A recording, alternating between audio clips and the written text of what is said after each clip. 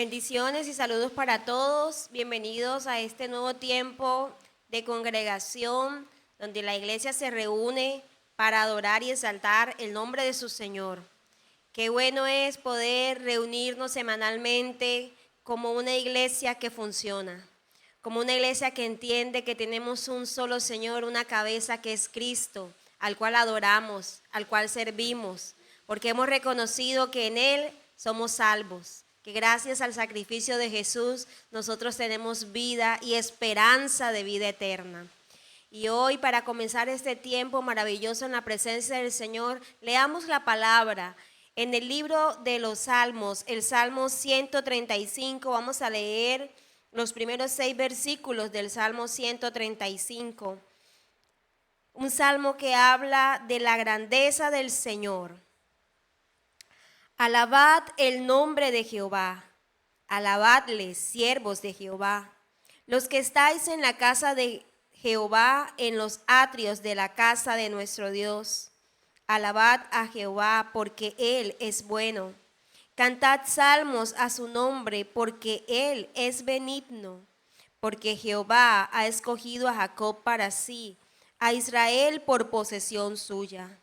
Porque yo sé que Jehová es grande, y el Señor nuestro mayor que todos los dioses. Todo lo que Jehová quiere lo hace en los cielos y en la tierra, en los mares y en todos los abismos. Amén. Nuestro Dios es bueno. Lo que Él quiere, Él hace. Él es benigno, Él es grande, Él es misericordioso, Él es digno de toda oración y de toda alabanza. Él merece que nosotros le alabemos y es un gran honor y privilegio que tenemos nosotros la iglesia de adorar a ese Dios tan grande.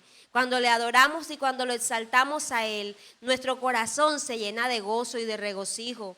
Podemos disfrutar de estar en su presencia y de recibir de su parte el poder de su espíritu actuando en nosotros, transformándonos, restaurándonos, trayéndonos sanidad, trayéndonos paz, liberación. Esa es la acción del Espíritu Santo en aquellos corazones que se rinden en una verdadera adoración, en una verdadera alabanza a su Dios. Y creo que a eso hemos venido.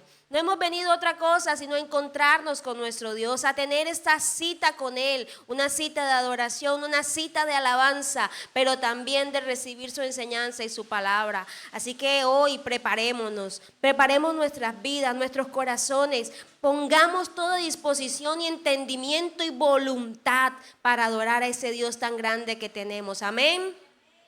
Y vamos a colocarnos sobre nuestros pies. Oremos por unos momentos y dale gracias al Señor que te permite estar aquí. Gracias, Señor, gracias por la vida. Gracias, Señor, porque hoy tuve fuerza para levantarme. Gracias, Señor, porque tengo el privilegio de adorarte. Gracias hoy, Dios, por todas las bendiciones que he recibido de ti. Y hoy mi boca declara que tú eres mi Señor, que tú eres mi Salvador, que tú eres bueno, que grandes son tus misericordias y que yo, Señor, te adoraré por siempre. En el poderoso nombre de Cristo Jesús. Amén. Es un gusto una vez más poder compartir con ustedes la iglesia del Señor en este espacio que Dios nos permite a nosotros venir para aprender de su palabra, de su misericordia y la oportunidad que hoy tenemos de buscar su presencia y hallarla. Primeramente, Él nos ha buscado a nosotros. Primeramente, Él ha sido quien con su misericordia nos ha amado y damos gloria al Señor por eso, por su misericordia, por todo lo que Él ha permitido nosotros podamos vivir de su mano cerca a Él y que tengamos su palabra escrita como fiel testigo de lo que es, lo que fue y lo que será. Nuestro Dios de misericordia ha dejado todo allí consignado para que le conozcamos, para que entendamos su voluntad y podamos conocerle a Él profundamente. Gracias a los hermanos que se conectan, a los que hacen parte de esta transmisión, a los que con nosotros están aquí en este lugar y la oportunidad que tenemos de acercarnos a Él y congregarnos como iglesia. Oremos por nuestros hermanos de la iglesia perseguida y pidamos al Señor nos pueda dar el conocimiento y el entendimiento para hacer su voluntad. Gracias, Señor, por lo que has hecho, porque tu iglesia es sustentada por ti, por tu misericordia.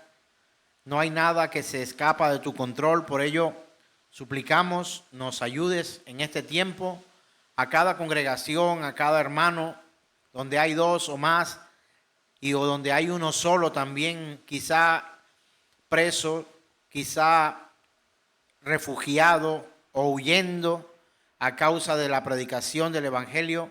Te suplicamos los sustentes, Señor, nos ayudes a tu iglesia. Somos ovejas de tu prado, Señor. Te suplicamos tu favor y que tu poder y tu gracia estamos completamente seguros que siempre estás con nosotros. Gracias te damos en el nombre de Jesús. Amén.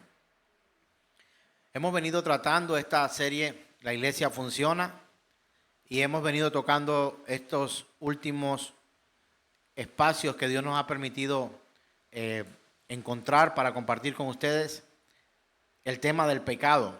Y la iglesia funciona, y aunque seamos parte de la iglesia, también comprendemos que si pecamos es por nosotros, y si Dios nos libra del pecado es por su pura generosidad, su misericordia, su amor incalculable, y Él nos trae a nosotros a una vida de santidad. Cuando seguimos las pisadas de nuestro Maestro, Él nos va a llevar siempre a una vida de santidad. ¿Usted no se ha dado cuenta que cuando usted peca es porque ha tomado la decisión de seguir sus propios pasos y no los pasos que el Señor nos ha mostrado? Son nuestros propios pasos los que nos llevan a alejarnos de Dios, a vivir diferente, a expresar nuestras vidas de una manera desagradable para Dios.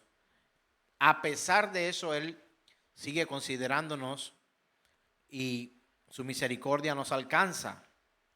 Pero no es el deber ser ni el querer de Dios que sus hijos se pierdan o que sus hijos vivan apartados de su voluntad y que vivamos vidas de pecado. Así que, mis hermanos, recordar esto es muy importante. Hemos venido tratando pues la definición de pecado. Habíamos hablado de que es rechazar o ignorar a Dios en el mundo que Él creó, es vivir de una manera rebelde, es hacer nuestra voluntad y no la de Él, es vivir de acuerdo a nuestros planes y no a los planes de Dios. Y como diría Oswald Chambers, el pecado es una relación fundamental, no es hacer algo malo, es ser algo malo, porque como el salmista también diría, en pecado me concibió mi madre. Si somos concebidos en pecado, usted se imagina el fruto de esa concepción, ¿qué será? Pues tiene que ser pecado, no hay otra manera. ¿Hay esperanza para el pecador? Por supuesto que hay esperanza para el pecador. Y hablamos también de la forma en que algunos predican un evangelio de oportunidad sin predicar también una esperanza de condenación. Una esperanza, y cuando digo esperanza es esperar en que viene también un día de condenación. Pero nuestra esperanza y nuestra fe está fijada en Cristo Jesús, y esa esperanza es para vida eterna y no para muerte. ¿De acuerdo? Predicar el evangelio de condenación sin predicar el evangelio de la oportunidad que Dios nos da es evangelio incompleto. O predicar el evangelio de oportunidad sin el de condenación y el de condenación sin oportunidad es evangelio incompleto. Y por eso muchos viven como quieren, hacen lo que quieren, porque nada es pecado, nada es maldad. También encontrábamos el comentario de John Lynn, y él dice que es muy importante entender que el pecado es rebelión contra la ley de Dios, es no hacer lo que Él requiere de nosotros, no vivir como Él nos ha llamado a vivir, y por tanto no ser lo que Él nos ha creado para ser. Son cosas comentarios de hombres que han estudiado para transmitirnos a nosotros de una u otra forma lo que está consignado en la Escritura y nos lleva a nosotros a quizá entenderlo de una manera más gráfica. A veces no queremos ser literales en la Escritura y los comentarios de algunos estudiosos nos pueden llegar a servir, pero nuestra verdadera fuente de inspiración y nuestra verdadera fuente de transformación no son los comentarios de hombres, es la palabra de Dios.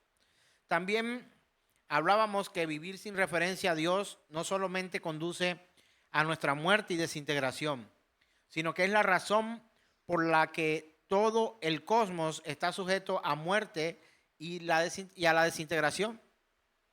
Toda la humanidad ha pecado, desde nuestros padres Adán y Eva hasta hoy. El hombre ha pecado, el hombre ha evadido la santidad.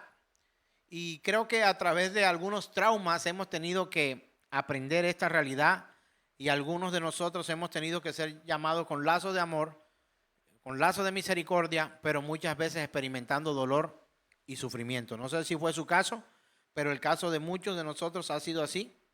Después de vivir una vida que nos llevó al fracaso, a lo más profundo, el Señor metió su mano, nos sacó de allí y hoy por su misericordia nos tiene de su mano.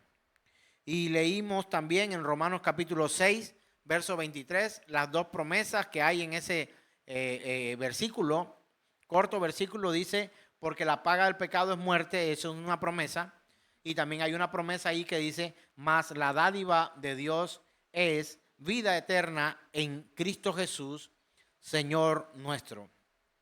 Y Pablo escribió esto inspirado por el Espíritu Santo. También veíamos lo que ocurre con el mundo, las noticias, vemos la sociedad, vemos las escuelas, y a veces nos confundíamos y creíamos que era un problema de estructuras, porque la política, porque la educación, porque el vecindario, la comunidad, la gente de la oficina, la gente del gimnasio, ahí los fundamentos eran pecados, pero entendemos que nosotros sabemos que no es un problema de estructura, es un problema moral, que es imposible quizás que nosotros podamos limitar el pecado en los ambientes políticos o en el gobierno o en cualquier otra estructura de la sociedad, pero lo que sí podemos hacer es limitar el pecado para que entre a nuestras vidas, a nuestras casas, al lugar donde sí tenemos dominio completo y absoluto, por decirlo de alguna manera, bajo la soberanía de Dios, y que hay cosas a las que podemos hacerle el saque, el quite, y saber y confiar en lo que la palabra de Dios dice y vivir una vida en santidad para Dios. Y que los mayores problemas que enfrentamos, según no son los estructurales, sino los problemas morales. Hablamos también sobre un estándar que había acerca del pecado y que esta sociedad en la que vivimos confunde lo bueno y lo malo con lo pecaminoso. Y entender que pecado es hacer lo que Dios no quiere, nos lleva a nosotros a replantear nuestro concepto personal y nuestra opinión en cuanto a lo que es bueno y lo que es malo. A algunos les parecerá malo que vengas a congregarte. Pues eso piensa el mundo, y quizá es bueno irse hoy a ofrecer nuestros cuerpos y nuestros sacrificios a Baal en esta época del año, no solamente en Colombia, sino en Brasil se viven unos días bastante complejos en cuanto al derroche, al jolgorio y a tratar de vivir una vida a la cual Dios no nos ha llamado a vivir. ¿Está mal alegrarse? No. ¿Es pecado gozarse? No. Pero el mundo habla de un gozo completamente distinto del que Dios habla. De hecho, usted ha escuchado uno de los lemas más famosos de esta fiesta es: quien lo vive es quien lo goza. Y realmente si nosotros fuéramos conscientes de todo esto, nuestra vida y nuestro gozo sería completamente diferente al que el mundo ofrece. ¿Recuerdan aquella vieja canción que dice: el gozo que Dios me dio, el mundo no? ¿Cómo es la cosa? El gozo que tengo hoy, el mundo no me lo dio. Y como no me lo dio, no me lo puede quitar. El gozo que hoy nosotros tenemos no nos lo ha dado el mundo, sino nos los ha dado el Señor. Y ese gozo no se va. Ese gozo permanece para siempre, en esta vida y en la vida venidera. Así que no es un problema estructural, sino moral. Y entender esta diferencia entre llamar algo bueno malo y algo pecaminoso. Tenemos que hacer esa diferencia en nuestras vidas. Hoy quiero compartir un espacio de esta consulta, estudio, transmisión, no sé cómo usted quiera llamarlo. El Señor nos enseña, o esta enseñanza acerca del pecado, para que seamos más conscientes de que la iglesia funciona y la iglesia está estructurada por Dios, moldeada por Dios, para que funcione sin pecado, hermano. Funciona con otras cosas diferentes al pecado. La iglesia funciona sin pecado. La iglesia funciona. Y nuestra cultura define lo incorrecto muchas veces de manera errónea, y llamar bueno a lo malo y a lo malo bueno es como una costumbre que ya se ha hecho, pero nos permitimos ciertas cosas y otras nos abstenemos de ellas sencillamente por el ojo de la cultura, y tenemos que ser cuidadosos con ello, saber de dónde vienen y cuáles son los propósitos de cada uno de los pasos que damos en nuestras vidas. Pareciera que vivir se tornara más complicado, pero lo que sí estoy seguro es que tenemos una vida consciente. Actuamos de una manera consciente. Cuando pecamos, pecamos conscientemente, y cuando vivimos en santidad, estamos viviendo bajo conciencia que Dios es nuestro guiador y Él es el que nos sostiene para vivir una vida santa. Hay una transición que tenemos que analizar y comprender para que se haga más clara nuestra vida y comprender esto. Porque vemos la naturaleza, evidentemente, que el pecado es un aspecto central en la historia de la humanidad. Esto es evidente. Año tras año, generación tras generación, los hombres han traído el pecado de generación en generación, y parece no acabarse, sino más bien multiplicarse, y pareciera que los días fueran más malos. Pero muchas veces, al desconocer la historia, no sabemos nosotros que la maldad y el pecado y la concepción está desde el principio, en que el hombre le dio la espalda a Dios. Desde aquel día comenzó esa transición, y es impresionante ver cómo pasamos de todo siendo bueno en Génesis capítulo 1 y capítulo 2 a vivir una cosa terrible a partir del capítulo 3 de Génesis. O sea, ahí hubo una transición. Usted lee la escritura, los primeros capítulos 1 y 2, y encuentra que Dios hizo el cielo, la tierra, los animales, los mares, y usted ve o lee que a la voz de Dios decía, y todo lo que Dios había hecho era ¿qué? ¿Cómo pasamos de vivir en un mundo, en una naturaleza, en una concepción buena, a vivir en una condición de pecado deplorable y miserable? Esa es de la transición que hoy quiero hablarle a ustedes. Hubo una transición ahí, vamos a tratar de comprenderla. No fue sino allí, como siendo bueno, si usted se da cuenta, de ser, claro, cuando Dios crea al hombre, quiero hacer esta aclaración, Él hace los animales, hace la naturaleza, hace los cielos, hace la tierra, y dice bueno, y vio Dios que era bueno y en gran manera, y fue el día tal, y vio Dios que era bueno, y fue el día y la noche tal, y vio Dios que fue bueno. Cuando hizo el hombre, no hay una pronunciación de que cuando Dios hace al hombre, Él diga, y Dios hizo al hombre y vio que este era bueno. ¿Sabe por qué no lo dijo?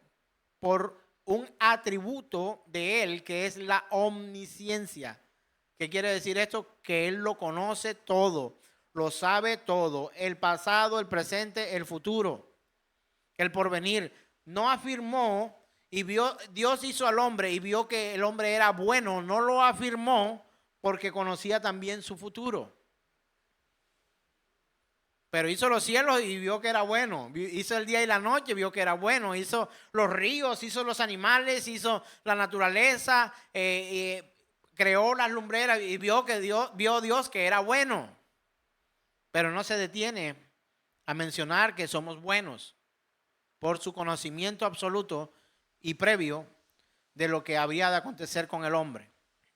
Así que nosotros pasamos de estar en un mundo bueno a vivir en un mundo terrible. Allí podemos ver la expulsión de la tierra prometida de Adán y de Eva. Vamos al capítulo 4, al primer asesinato, al asesinato de un hermano al otro. Caín mata a Abel. En Génesis 5 encontramos y fueron todos los días terribles, el hombre tendiendo al mal. Pasamos a la inundación en Génesis capítulo 6 al 9, el diluvio universal. Y de ahí pasamos a la torre de Babel en Génesis capítulo 11. Tremenda transición, hermanos. Podríamos decir hoy, preguntarnos cómo es posible que esto ocurriera en un mundo bueno, perfecto, que Dios perfecto y bueno había creado. Tremendo. Solo son pasar un par de hojas y encontrar de vivir plenamente y gozar la bondad y la plenitud de Dios, a empezar a leer la historia del hombre, la historia de la humanidad, que iba de mal en peor, de mal en peor, y cada vez el hombre tendiendo a la maldad. Si usted pudiera cambiar eso, ¿lo cambiaría? Si usted fuera Adán o Eva en paraíso, ¿cree usted que usted pudiera cambiar esa historia? Yo creo que no. Porque entonces no diría Adán o no diría Eva, obviando un poco lo que es Adán y Eva y las definiciones y la etimología de estas palabras, lo que significan cada uno, el padre de la humanidad y la madre de la humanidad. Pero si usted y yo hubiésemos sido los que estábamos ahí en aquel lugar, seguramente, de pronto hasta cortábamos el árbol. No solamente comíamos del fruto. Hubiéramos puesto un columpio ahí y hubiéramos cortado las ramas y hubiéramos hecho quién sabe qué cosa. Y quizás le habríamos metido candela para cocinar y a hacer cosas que no nos lleva a hacer la voluntad del Señor. No sé si usted está de acuerdo conmigo, pero yo creo que habríamos hecho peor. Ellos solo comieron del fruto. De pronto quizás hasta nos las fumábamos, las hojas o el fruto, y fuéramos más perversos. Y te lo digo porque después de tanto tiempo, yo me imagino la necedad de alguien para encontrar en este tipo de plantas transiciones de un estado consciente a un estado casi inconsciente. ¿Usted se imagina el primero que prendió unas hojas para ver y se la fumó? Calcule usted ese alcance de maldad. Alguien tuvo que ser muy ocurrente para que esto pasara. Eso no salió así nomás. Tomar las hojas de coca para un proceso, una planta que es medicinal creada por Dios, tan buena que es, y pasarla para la perdición de muchas naciones y generaciones enteras. El opio, la amapola, todo esto, hermanos y amigos, bastante difícil de comprender el grado de maldad, el nivel de depravación en la humanidad, en el corazón de los hombres. Y cuando digo hombre no es por macho o hembra, sino de la humanidad. Entonces, mis hermanos, habría que ser muy ocurrente para entrar en este tipo de detalles, y hasta hoy, porque desde hace mucho tiempo el drogarse es algo que viene en la historia del hombre desde hace muchos años. ¿Cómo lograr este grado de inteligencia para alcanzar allí? Sencillamente por la depravación.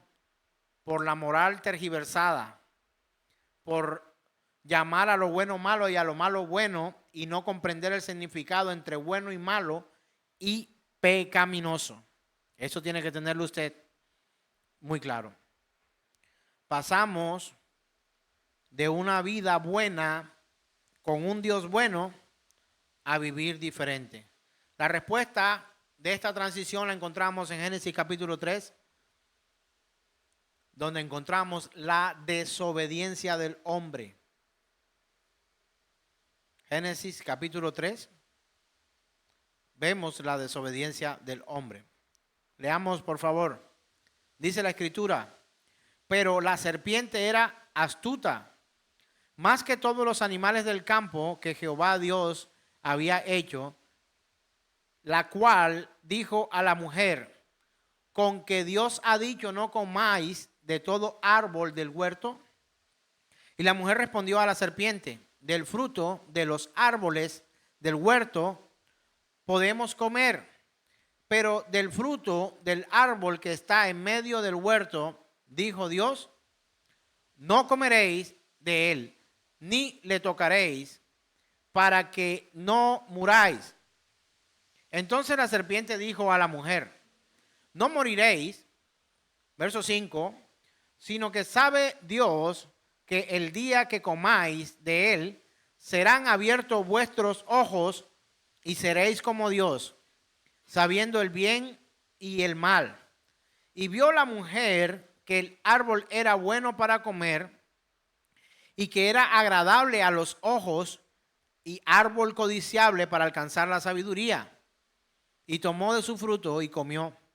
Y dio también a su marido, el cual comió, así como ella. Entonces fueron abiertos los ojos de ambos y conocieron que estaban desnudos. Entonces cosieron hojas de higuera y se hicieron delantales. Allí en estos versículos encontramos la transición de vivir en un mundo bueno, perfecto, maravilloso, que Dios había creado. Día 1, 2, 3, 4, 5, 6, el séptimo del reposo de Dios, que no es un descanso, sino reposo. Suspende la obra porque ha creado y Él se deleita ese día en ver su creación. No es que el Señor se cansó, tiene que tener esto claro. Es como cuando nuestro profesor Memo nos daba el ejemplo o la gráfica de que es como cuando uno cocina una olla con sopa. Cuando ya está, uno apaga y abre o la deja ahí un rato para que ella repose. Ya la terminó. Ahora la pone en reposo para luego servirla. Algo parecido ocurrió aquel día. Luego de su jornada de trabajo, por llamarlo de alguna manera, de su creación maravillosa, el Dios Todopoderoso reposa o permite que la tierra entre en un reposo y Él se deleita en ver lo que ha hecho. Y sabe, no solamente en ver, sino que toda la creación alaba al Señor. En aquel día de reposo empieza la creación a adorar a su Creador. De hecho, el hombre debería haber estado, mientras hablaba con una serpiente, debería haber estado ocupado exaltando y adorando al Rey de Reyes y Señor de Señores, al Creador del universo, por el cual son hechas todas las cosas. Pero no, había derroche, había separación, había otros planes que el hombre tenía para vivir una vida a la cual Dios no le había llamado. Si usted se da cuenta, cuando la serpiente habla a Eva, le empieza a ofrecer cosas que de hecho ya tenía. Y ese es uno de los nombres que se le da al engañador, el mentiroso, ofreciendo cosas que antes no tenía. Más o menos como cuando un hombre casado se ofrece algo que ya tiene una esposa y se la quiere cambiar por otra. La misma cosa. Cuando tienes una vida que agrada a Dios, pero Él te hace pensar que tú necesitas otra cosa diferente a la que Dios te ha entregado y caminamos hacia el pecado. Es un engaño, es un vendedor de sueños. dicho de una manera un poco más literal, no sé si conoce el término, mercachifle. Mercachifle es un vendedor de baratijas. No sé si usted se conoce con algún mercachifle. Satanás es un vendedor de baratijas. Mientras Dios te está ofreciendo a ti algo, te lo ha dado gratuitamente, Él viene y te cambia lo que Dios te ha ofrecido o pretende cambiar lo que Dios te ha ofrecido por baratijas. Suele pasar. Y encontramos que empieza esta conversación entre la serpiente y la mujer y le hace la pregunta: ¿con que Dios ha dicho no comas del árbol del huerto? Y la mujer responde a la serpiente: del fruto de los árboles podemos comer, pero del fruto del árbol que está en medio del huerto, dijo Dios, no comeréis de él ni le tocaréis. Pregunto, ¿Dios había dicho que no lo tocara? No encontramos esta en la conversación de Dios. Pero alguien obediente, si sabe que no puede tocarlo, ni siquiera va y lo toca. Sino que si Dios dijo no te metas ahí, pues no te metas. Si Dios dijo no lo hagas, pues no lo hagas. Si Dios te dijo no lo digas, pues no lo digas. Pero la necedad en el corazón del hombre lo llevó no solamente a tener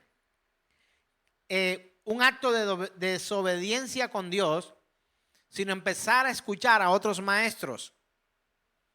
Bien, leemos cuando dice, es que me escondí. ¿Por qué el hombre se escondió? Quisiera escuchar su opinión. Porque tenía miedo. Y hay otra razón que da.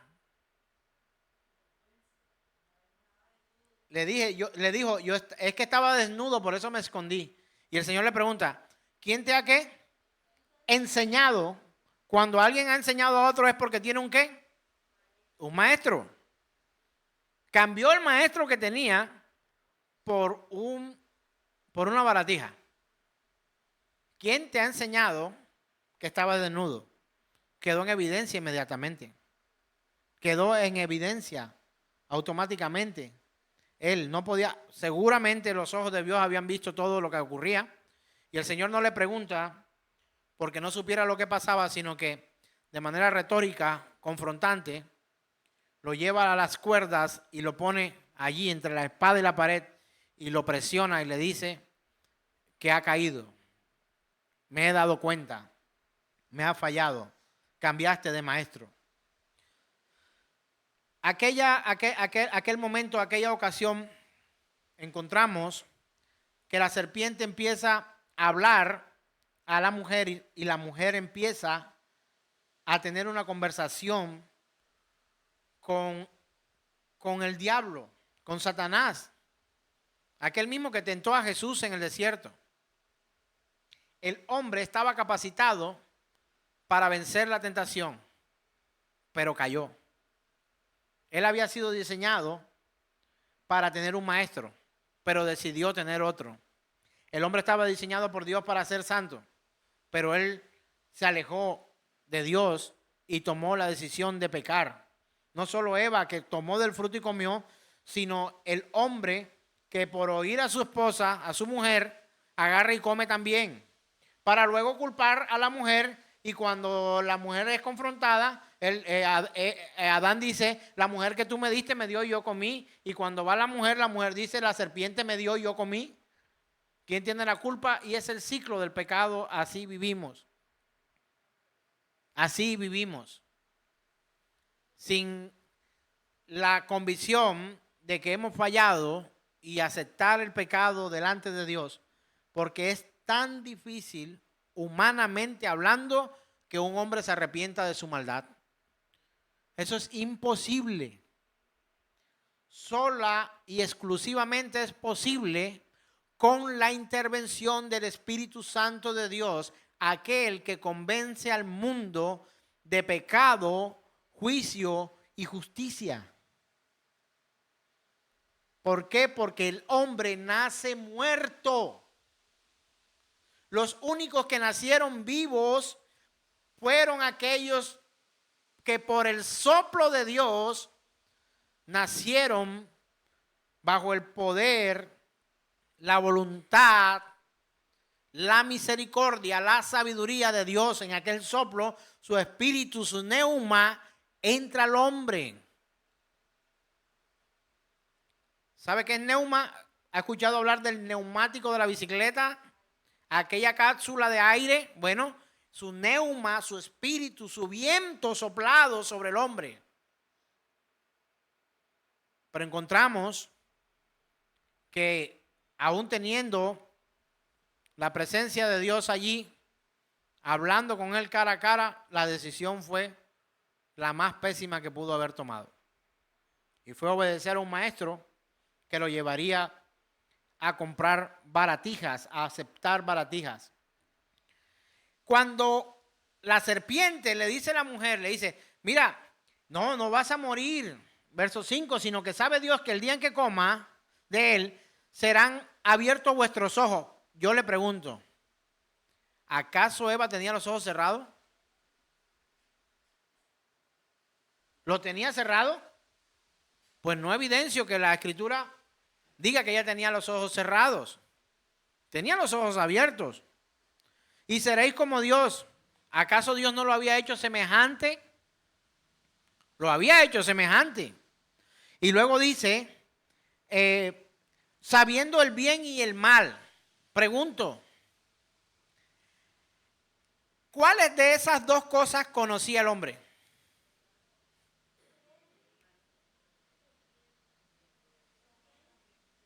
Conocía el bien.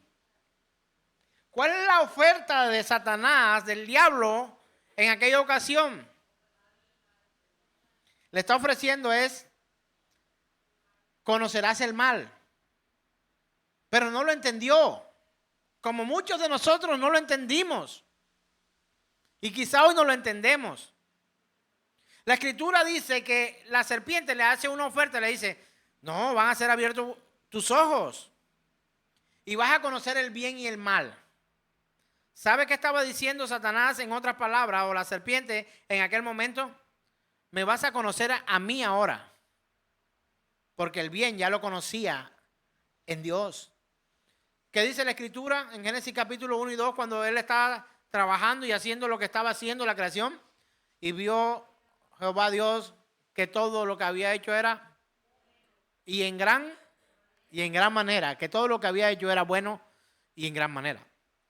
No hacia el hombre. Entonces aquel le estaba haciendo la propuesta es, ven, conóceme a mí, ven, conoce el mal, ven, para que abras los ojos, para que te des cuenta. ¿No te ha pasado alguna vez? No seas bobo. Abre tus ojos, cáete, bájate de esa nube. No me bajo de la nube. Porque la escritura dice que un día él vendrá en una nube, no sé si metafóricamente o literal. ¿Sabe una cosa? No me importa mucho. Pero si me subo en esa nube, si hago parte de la iglesia, si funciono como iglesia, que no es mi poder, sino su misericordia, no me bajo de la nube. No me bajo. Y la propuesta de muchos hacia tu vida es una autosatisfacción del mal. Es esa propuesta indecente. Es esa propuesta de maldad. Y algunos de nosotros somos convencidos. No pasa nada, tu mamá no se va a dar cuenta. Nosotros vamos a manejar esto. No solamente en el área sexual, en todo. Te propongo un negocio, mira esto así. Eso nadie se va a dar cuenta. Llevo años haciendo esto. El crimen perfecto no existe. Te tengo el crimen perfecto. ¿Sabe una cosa? El crimen perfecto no existe. Todo está a la luz de los ojos del omnipotente Dios, omnisciente Dios, infinito y soberano Dios. Entonces, de hecho, el pecado es una preocupación tan dominante en el Antiguo Testamento. Hay varias palabras usadas en el hebreo para tratar de dar el significado a lo que es pecado.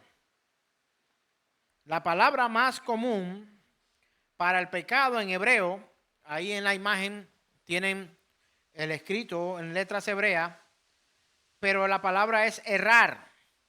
Y aparece alrededor de unas 600 veces en la Biblia. Implica la sensación de perder, de fallar, de no alcanzar el objetivo.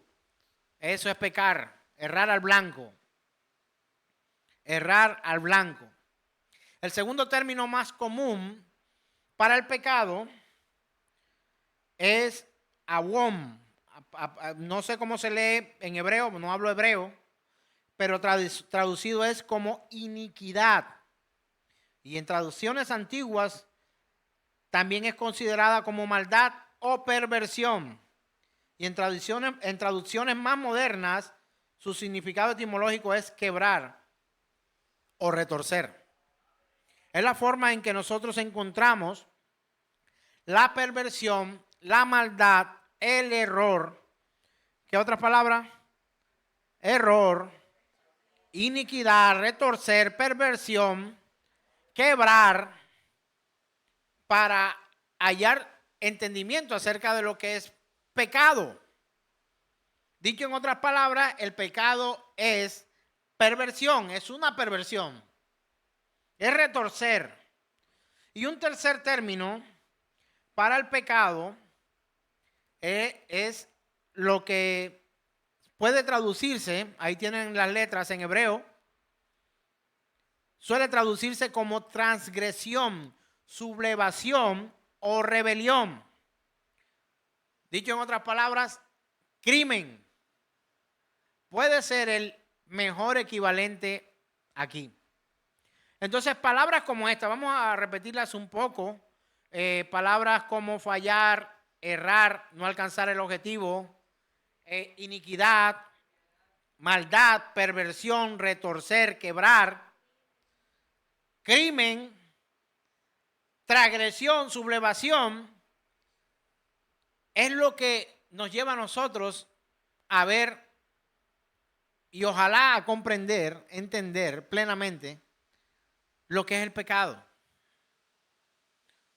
¿Usted sabía que cuando usted pecaba, cometía todos esos verbos?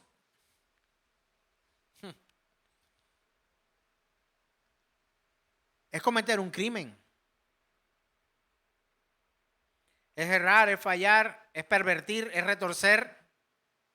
¿Lo habías visto así? Es fallar, es maldad, es pervertir, es quebrar, retorcer.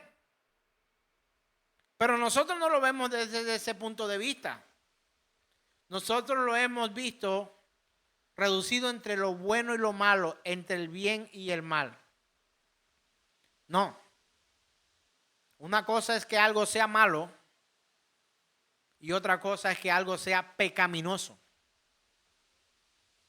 Porque a lo que tú llamas malo, en muchas ocasiones Dios lo llamó bueno. ¿A cuántos les han pasado cosas malas? Pregunto, ¿a cuántos les han pasado cosas buenas? También nos han pasado cosas buenas. Ahora le hago esta pregunta. ¿Dios ha permitido que en usted pasen cosas buenas? ¿Sí o no? Sí. Ahora pregunto, ¿Dios ha permitido que en usted pasen cosas malas? ¿Entonces Dios te trae a pecado? No. Pecaminoso, bueno y malo, hermano, no es lo mismo. Usted tiene que ver el pecado bajo el estándar o la óptica de la Escritura. ¿Por qué? Porque es el pensamiento de Dios escrito, la forma en que Dios ve las cosas. Entonces, mis hermanos y amigos, el pecado es un comportamiento criminal contra la ley de Dios. ¿Lo había visto de esta forma? Sí, pero no. Eso no es tan grave. Mentir no. La piadosa, la canita al aire, una vez al año no hace daño. Sin miedo al éxito. ¿Qué otra palabra más usas antes de cometer una imprudencia que te lleva a pecar? No pasa nada, unita. El pecado es un comportamiento criminal en contra de la ley de Dios. Yo le ruego a Dios algo, hermanos. Yo le suplico a Dios hoy, me humillo ante Él y le suplico, le ruego, porque usted no solamente hoy reciba una información. Le suplico al Espíritu de Dios que no por mis palabras, sino por el convencimiento de pecado, justicia y juicio, usted pueda comprender esta realidad. ¿Cuál realidad? Que el pecado es un comportamiento criminal en contra de la ley de Dios. Porque si usted no lo ve así, usted está disfuncional en la iglesia del Señor. ¿Qué es disfuncional?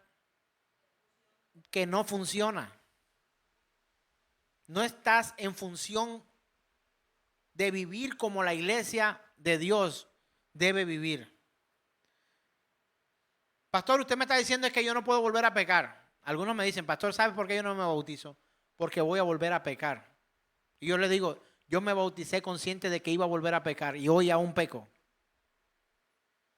Porque es imposible que el hombre no peque porque su naturaleza es maldad.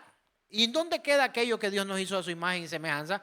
Es el nuevo nacimiento que Dios quiere, anhela que cada hombre pecador proceda al arrepentimiento, que aquellos nazcan una vez más, no entrando nuevamente al vientre de su madre como lo diría Nicodemo, sino que son aquellos que nacen del agua y del Espíritu de Dios y que viven una vida completamente distinta. Si a usted no le duele pecar, si usted lo hace sin dolor, usted no ha nacido de nuevo.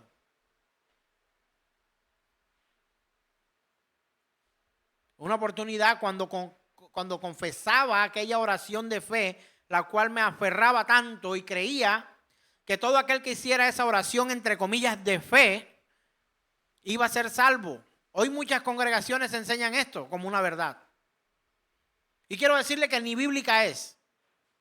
Agarra pedazos de aquí, pedazos de allá para unir en una sola cosa, para casi presionar a alguien con un micrófono cuando lo pasan al frente, con multitudes delante quizá, y le dicen, repita después de mí. Yo reconozco que soy pecador, que he fallado, te pido que me perdones, entra en mi corazón, te recibo en mi corazón, y ya hasta lo he olvidado. Te recibo como mi Señor y mi único Salvador personal, que eso es antibíblico también, ya le voy a explicar por qué. Y escribe mi nombre en el libro de la vida y no lo borre jamás. Y el resto de la iglesia aplaude y dicen, ya es salvo. Gran error. ¿Qué fue lo que te dije que no era bíblico? Salvador personal. ¿Quiere que te lo explique de una forma que lo vas a comprender?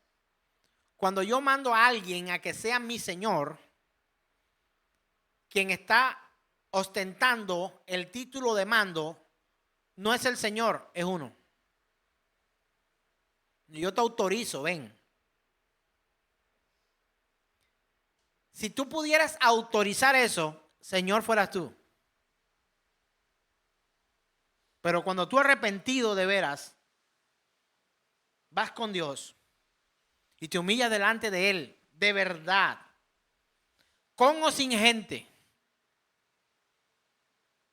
y te arrepientes de tus pecados y tú voluntariamente le dices al Señor, yo no solo te entrego mi corazón. La Biblia dice que el corazón es engañoso y perverso más que todas las cosas. Es tu vida la que tiene que entregarse a Dios por completo. Y Él como Señor es quien te recibe a ti como pecador arrepentido para que hagas parte de su iglesia y no tú como Señor das órdenes al Espíritu Santo de Dios. Muchachos, tengan tanto cuidado cuando se paran en una tarima, púlpito, como quiera llamarlo, a decir, ven Espíritu Santo de Dios. ¿Cómo así? ¿Acaso no está activo o vivo su atributo de la omnipresencia? O sea, si tú no lo llamas, Él no viene.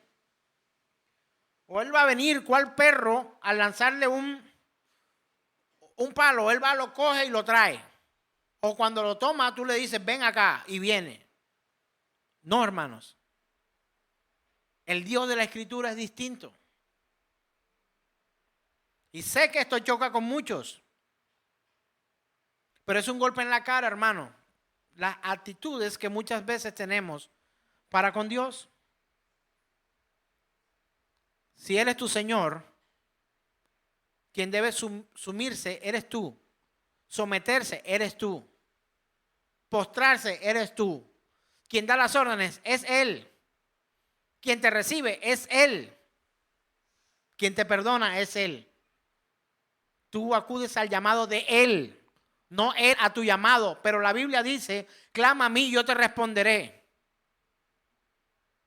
Pero también dice que cerrará su oído al impío, al que hace maldad. Él escucha atentamente la oración de sus santos.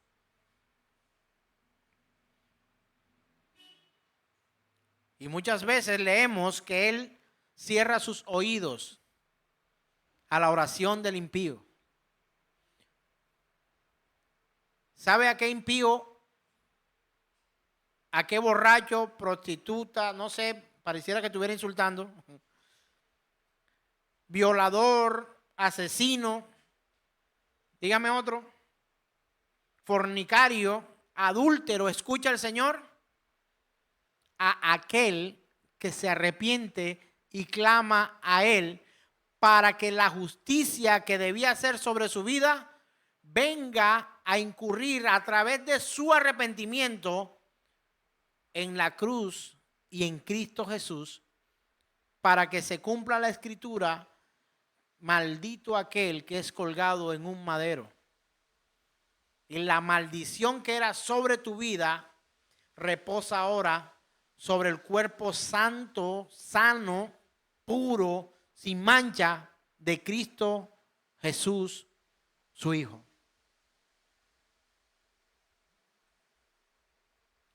Dios escucha todo. De hecho, a los impíos. Y dice, abrió un memorial delante de él y empezaron a escribirse todas estas cosas. ¿Lo ha leído? No sé si lo ha leído. Y se quejaron y dijeron, ay, es mejor servir a Baal o servir a Satanás. ¿De qué nos vale a nosotros estar afligidos en presencia de Jehová? Y si se le abrió un libro y empezó a escribirse todas estas cosas. Argumentos en nuestra contra. Esas actas de decretos que nos son contrarias. Cuando Dios escucha o atiende a un pecador, a un impío, a un miserable, cuando éste está lleno de arrepentimiento y de conciencia de pecado, mientras tanto no. Así que, hermanos, no es posible lavarse con la sangre de Cristo haciéndolo como un rito. Me cubro con la sangre de Cristo, como si fuera loción, para borrar la maldad de mi pecado. Hermanos, no funciona así.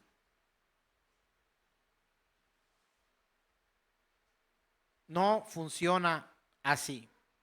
El pecado es un comportamiento criminal contra la ley de Dios.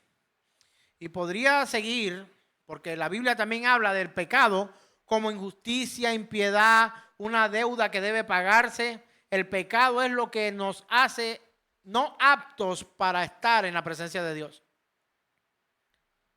¿Usted cree que aquello de la deuda es para los empresarios y los bancos? No, que este tenía una deuda y resulta que este debía, vamos a ponerlo, no sé, en dólares. Este debía $300 y el otro debía $3 millones. Y el Señor le perdonó la deuda a ambos. Y el Señor Jesús hace una pregunta y dice, ¿cuál de los dos ama más? ¿Al que debía poco o al que debía mucho? ¿Cuál ama más a ese señor? Y le responde, no, aquel que debía más. Y dice, ciertamente, bien ha juzgado. Porque aquel a que más se le perdona, más ama. ¿Usted tiene a alguien a quien dice amar y dice que no lo perdona? Pues usted no ama tanto. Cuando uno perdona a alguien que uno dice amar, es la muestra de amor más fehaciente, más evidente que usted puede dar. Porque perdonar es una instrucción celestial. Pero perdonar también es una decisión humana a la cual nos podemos rehusar y vivir el resto de nuestras vidas amargados, iracundos y llenos de maldad en nuestro corazón. El llamado de Dios es a que perdonemos. Y más cuando hemos dicho o nos llenamos la boca diciendo, amo a esta persona. Perdón. ¿Ama usted a alguien que deba perdonar, pero su orgullo no lo deja? ¿Amas más tu orgullo que aquella persona que dices amar? ¿Amas más tu imagen? ¿Amas más tu ira? El que ama perdona. Porque así nos los enseñó Cristo Jesús. Él nos ha perdonado porque nos ama. Nos ama. Pregunto, ¿Dios ama mucho o ama poco? Solo ama. Una sola forma de amar. Por eso cuando tú le dices a alguien, no, que yo te quiero mucho, es rebosar la copa, estás desperdiciándolo. ¿Se ama o no se ama? ¿Se perdona o no se perdona? ¿Se es santo o se es impío o pecador? ¿O se hace parte de la iglesia o no se hace parte de la iglesia? Este es el Dios que tenemos, hermanos. Isaías capítulo 59, verso 2 dice lo siguiente. Pero vuestras iniquidades han hecho división entre vosotros y vuestro Dios. Y vuestros pecados han hecho ocultar de vosotros su rostro. ¿Para qué? Pastor está hablando locuras. Él no escucha al pecador. La Escritura lo dice. Pero si esos a los que Dios le decía, a los que le había vuelto su rostro, volvían a ellos en arrepentimiento, ¿qué hacía o qué hace nuestro Dios? La Biblia que leo dice, porque él al altivo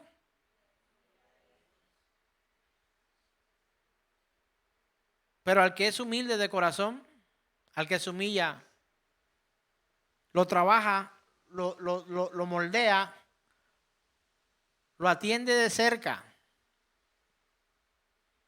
La Escritura lo aclara, lo dice, vuestras iniquidades, o sea, sabemos que iniquidad hace parte de una de las traducciones de lo que es pecado. Iniquidad han hecho división entre vosotros y vuestro Dios. Y vuestros pecados son dos cosas distintas. La iniquidad y el pecado son parecidos pero no igual. Han hecho ocultar de vosotros sus rostros para no oír. Una iniquidad es arraigado, eso está allí. Es posible que el pecado sea ocasional, pero la iniquidad es como profundidad en el mar de nuestra maldad, con fundamentos, arraigos y hechos que van mucho más que un momento. ¿Sabe qué dice la Escritura de los pecadores, hombres que hacen parte de la iglesia? Y usted dirá, ¿cómo así? Se acaba de decir que no. La Escritura dice que el que ama al Señor El que hace parte de su iglesia aborrece el pecado. Y también dice que no practica el pecado, no dice que no peca. Y esto nos lleva a nosotros a pensar que una práctica es algo recurrente. Practico regularmente el running, el ciclismo. Hago mi práctica, mi entrenamiento. Es ocasional, es momentáneo,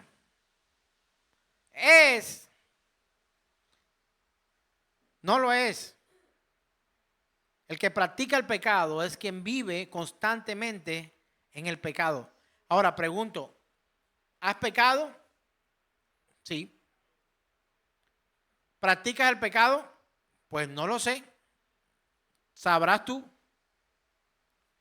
No, 2 veces por semana practicas. 1 vez por semana. El día y la hora no se la voy a poner yo. O 1 vez al año. Con ese cuento de que 1 vez al año no hace daño. Entonces todos los años practicas el pecado. Practicas la maldad. Pecado, en resumen, es elevar el yo al lugar que solo Dios debería tener. Eso es pecar. Porque es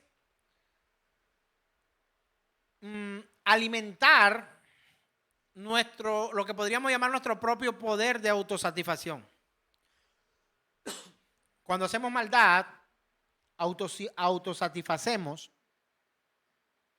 nuestro deseo de hacer maldad. Por eso el Señor nos confronta y nos dice, haz bien. No te canses de hacer el bien. Si te dan una mejilla, coloca la otra. Si te piden 1 milla, ve con él 2. Si te piden la cartera, dale también la camisa, el suéter, los tenis. Él es nuestra justicia. Cuando nos vengamos por nuestra propia cuenta, estamos satisfaciendo nuestro propio ego. Así que el pecado, en resumen, es elevar el yo al lugar que solo Dios debería tener. La base de todo esto yace en la primera tentación. ¿Sabe cuál fue la primera tentación de Satanás al hombre? Seréis como Dios. Seréis como Dios. Seréis como Dios. Le doy gracias a Dios por la editorial 9 Marx, que me ha permitido traer algunos datos interesantes acerca de lo que es el pecado. Ahora, la solución al problema del pecado, ¿cuál es, hermano? ¿Cuál será la solución al problema del pecado? Eso es una acción que la vas a volver a cometer. No pecas hoy, pero volverás a pecar. La solución al problema del pecado es Jesucristo y nuestro arrepentimiento de ese pecado. Si tú no te arrepientes de lo que haces, lo vas a volver a cometer, te vas a autojustificar. Vas a encontrar 1000 razones para volverlo a hacer. Pero si tú realmente estás arrepentido de haber hecho algo, si te arrepientes verdaderamente, te vas a alejar de eso y vas a vivir distinto. La verdadera solución al pecado, porque hay quien se arrepiente de haber hecho eso y quizá lo logre a punta de fuerza, de voluntad, de entrenamientos y de cosas, y lo hacen sin Cristo. Y encontramos hombres que viven una vida de aparente santidad, pero lo que son frustrados, que a la primera oportunidad donde sepan que nadie los ve, van a volver a cometer la misma clase de mal. Por eso el problema y la solución, por eso la solución de raíz del pecado es Cristo Jesús. Y lo vemos en Juan capítulo 1, verso 29, cuando aquel Juan exaltó al Señor Jesús cuando venía y dijo: he aquí el Cordero de Dios que ¿qué? Que quita el pecado del mundo. La respuesta a la pregunta ¿cuál es la solución del pecado? Es Cristo, indiscutiblemente. Y esa fue la razón por la que fue llamado Jesús. Usted lee conmigo Mateo capítulo 1, verso 21 y encontrará la razón. Y dará a luz un hijo y llamarán su nombre Jesús, porque él salvará ¿a quién? A su pueblo, no a todos, no son todos. Aquellos que se arrepienten vienen a ser parte de ese pueblo, porque él salvará a su pueblo de sus pecados. Pregunto, ¿estás tú ahí?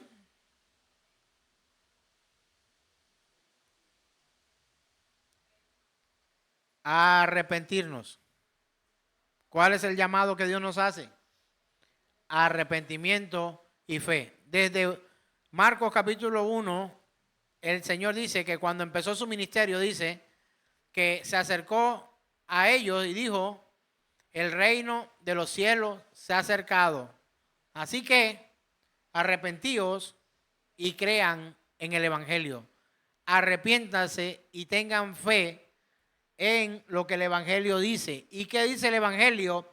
Y dará a luz un hijo y llamará su nombre Jesús, porque él salvará a su pueblo de sus pecados. Amén. Así que, mis hermanos, te invito hoy a que veas un poco más profundo en esta serie que se llama La Iglesia Funciona, y que veamos nuestras condiciones de pecadores y cómo podremos salir de esto. Así que ponte en pie, por favor, y que este tiempo podamos exaltar su nombre, porque esa es la solución. Es la solución. Pero para apreciar la salvación que Cristo vino a traer, tenemos que volver al principio. Volvamos, hermanos, a estar en comunión con Dios y a dejar el pecado atrás. Maravilloso este tiempo que hemos podido estar en la presencia del Señor y recibir su palabra, su enseñanza que nos trae en nuestras vidas verdadera libertad. Despedimos a todos los amigos y hermanos que se conectaron a través de este canal, enviándoles un saludo fraterno y muchas bendiciones para ustedes y sus familias. Amén.